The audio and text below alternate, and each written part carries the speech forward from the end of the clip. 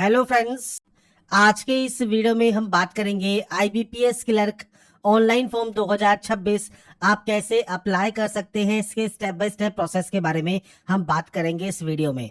तो इस वैकेंसी से रिलेटेड जानकारी आप आईबीपीएस की ऑफिशियल वेबसाइट पर जाकर, तो सबसे पहले ये इसका ऑफिशियल नोटिफिकेशन है जहां पर आपसे बताया गया है कि 1 अगस्त से 21 अगस्त तक आप इसमें आवेदन यहां पर कर सकते हैं और आपको जो भी इंपॉर्टेंट डेट्स है वो आपको यहां पर देखने को मिल जाती हैं।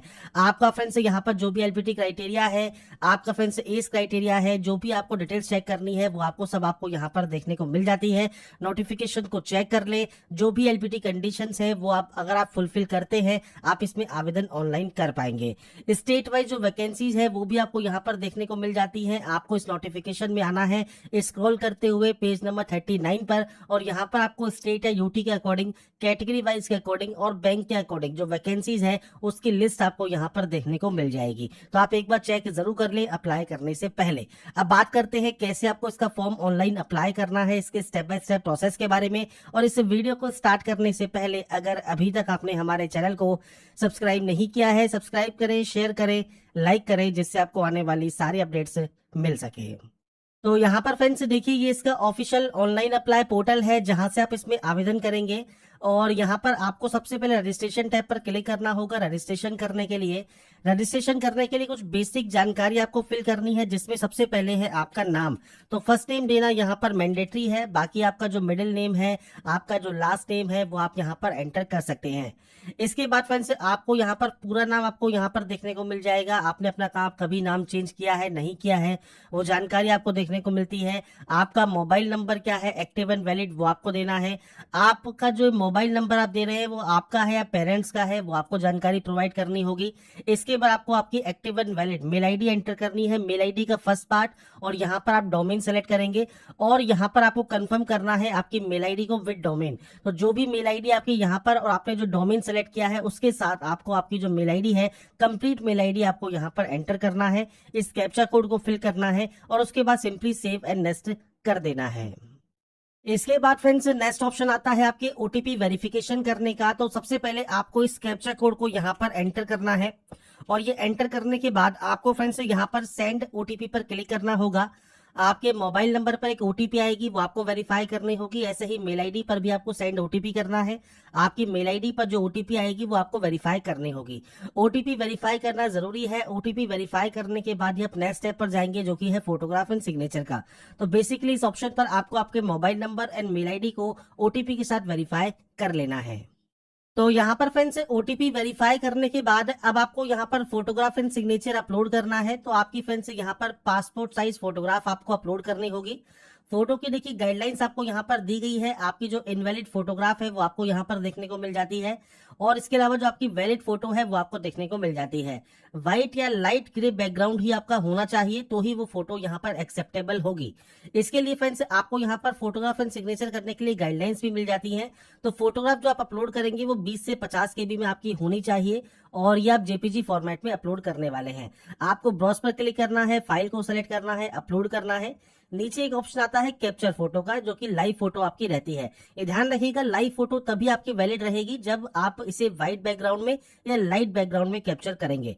तो आप यहाँ पर कैप्चर फोटो कर सकते हैं। अगर आपके पास वेब कैमरा है तो वेब कैमरा से आपकी लाइव फोटो कैप्चर कर सकते हैं, पर ज्यादा कैंडिडेट के पास जो है फ्रेंड्स वेब कैमरा नहीं होता है, वो मोबाइल से फोटो कैप्चर करते हैं। तो आपको यहाँ पर एक ऑप्शन मिल रहा होगा क्लिक हियर टू स्कैन का। आप इस स्कैन पर क्लिक करेंगे तो आपके सामने क्यूआर कोड आएगा। ये जो क्यूआर कोड है ये आपको स्कैन करना है। आपका जो मोबाइल होता है उसपे फ्रेंड्स से क्यूआर कोड स्कैनर होता है। उस क्यूआर कोड स्कैनर के माध्यम से आप यहाँ पर इस क्यूआर कोड को स्कैन कर लेंगे। तो यहाँ पर फ्रेंड्स देखिए, मोबाइल पर जब आप इसे स्कैन करते हैं इस क्यूआर कोड को, तो कुछ इस तरह का इंटरफेस आपके सामने आ जाता है, जहां पर देखिए ऑप्शन है कैप्चर फोटो का। आप इस ऑप्शन पर क्लिक करेंगे और इस ऑप्शन पर क्लिक करने के बाद आपका फ्रेंड्स यहाँ पर देखिए जो फ्रंट कैमरा है वो आपका ओपन हो जाता है। आप चाहे बैक कैमरा से भी फोटो क्लिक करवा सकते हैं, फ्रंट कैमरा से करवा सकते हैं। आपका जो बैकग्राउंड है वो व्हाइट कलर का होना चाहिए, तो ही वो फोटो यहाँ पर कैप्चर आपकी होगी। तो आपको आपकी जो लाइव फोटो है यहाँ पर कैप्चर कर लेनी है। तो आपकी फ्रेंड्स लाइव फोटो कैप्चर करने के बाद अब आता है सिग्नेचर अपलोड करने का ऑप्शन, और जो सिग्नेचर है ये आपको अपलोड यहाँ पर करना है, जिसके लिए फ्रेंड्स आपका 10 से 20 केबी में साइज रहेगा। ब्लैक पेन से व्हाइट पेपर पर आपको ये अपलोड करना होगा। तो आपको ब्राउज पर क्लिक करना है, फाइल को सेलेक्ट करना है और यहाँ पर अपने सिग्नेचर को अपलोड कर देना है। सिग्नेचर अपलोड करने के बाद फ्रेंड्स सिंपली आप इसे कंफर्म करेंगे और नेक्स्ट स्टेप पर क्लिक कर देंगे। आपका नेक्स्ट पेज ओपन हो जाएगा।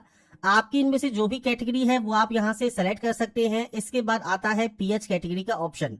अगर आप पीएच कैटेगरी से बिलोंग करते हैं तो टाइप ऑफ डिसेबिलिटी क्या है वो आपको सेलेक्ट करना होता है। इसके अलावा फ्रेंड्स आपकी सब टाइप ऑफ डिसेबिलिटी क्या रहेगी वो आपको सेलेक्ट करना होगा, तो वो आप यहां से सेलेक्ट कर सकते हैं। आपको स्क्राइब चाहिए नहीं चाहिए वो जानकारी आप यहां पर प्रोवाइड करेंगे।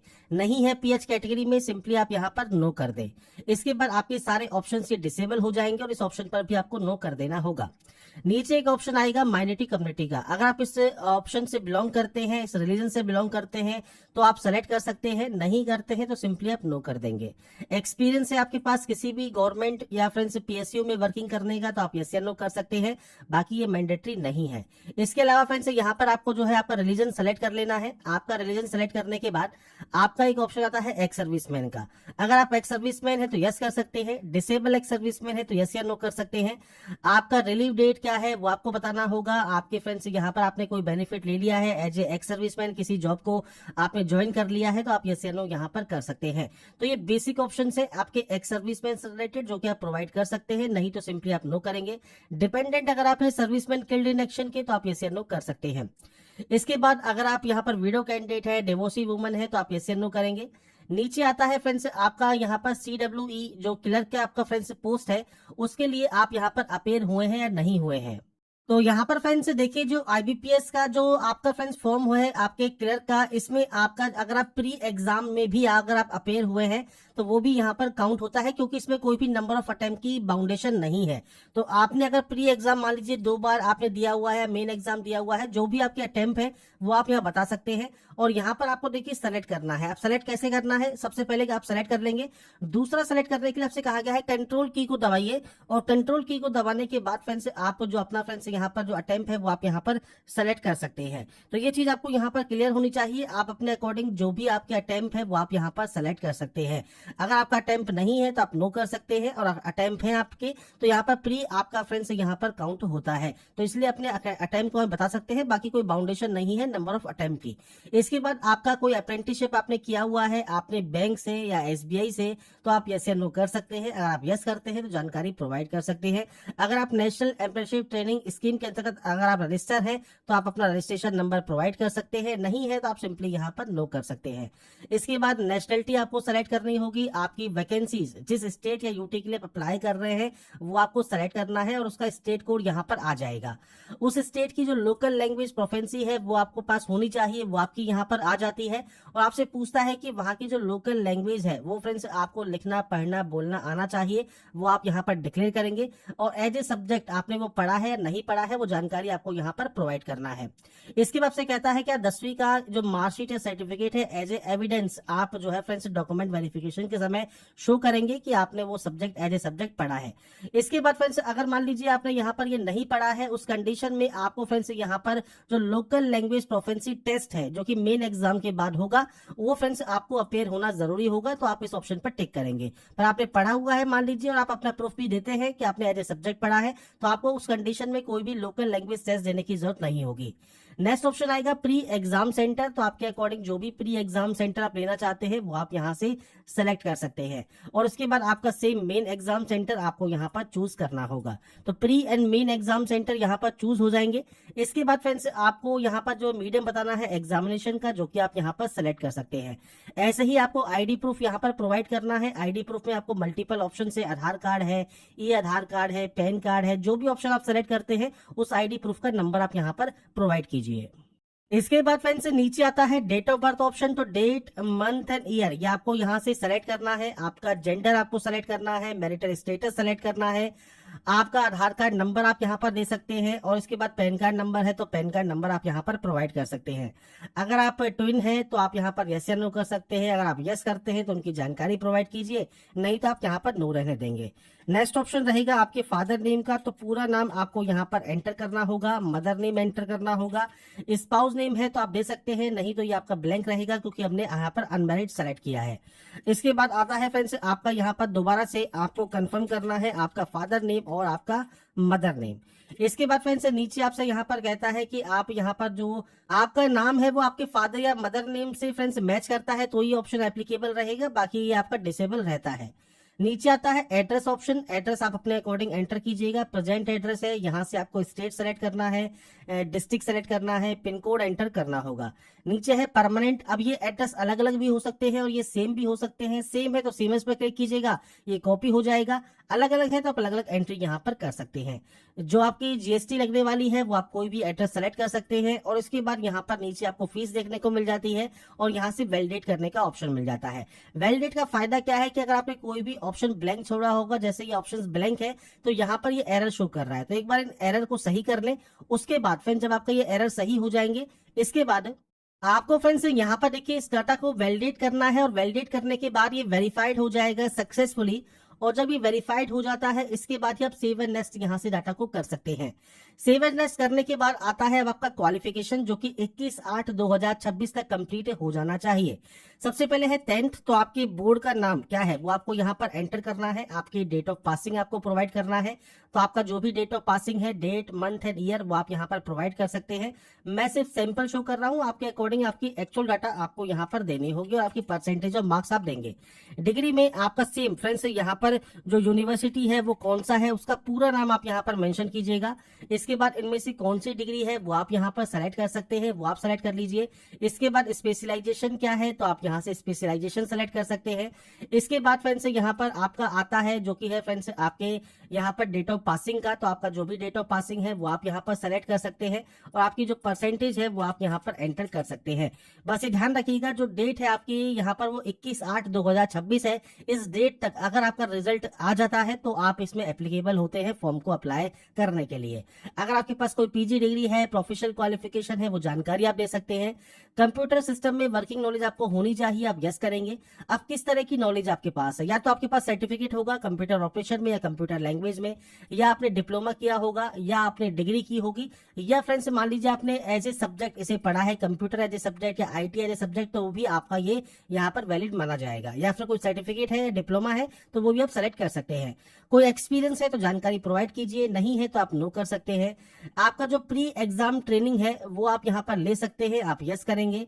आपके खिलाफ कोई भी केस वगैरह या क्रिमिनल आपके अलावा कन्विक्शन है या नहीं है वो जानकारी आपको देनी है।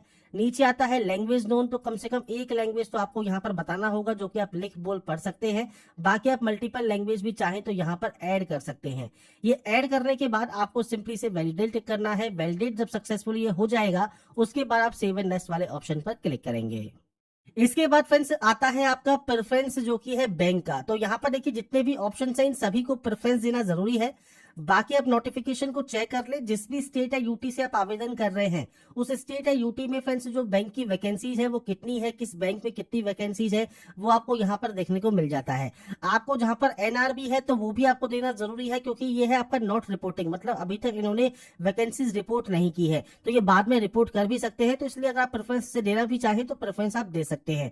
बस ये ध्यान रखिएगा, एक बार जो भी स्टेट या यूटी के अकॉर्डिंग, जो बैंक के अकॉर्डिंग जो वैकेंसीज है उनको एक बार आप चेक जरूर कर ले और उसके बाद ही फ्रेंड्स आप यहाँ पर जो प्रेफरेंस है वो आप यहाँ पर एंटर करेंगे। तो इसके लिए आपको करना क्या है, सिंपली आपको यहाँ पर फ्रेंड्स उस ऑप्शन को टिक करना है, आपका बैंक सेलेक्ट हो जाएगा।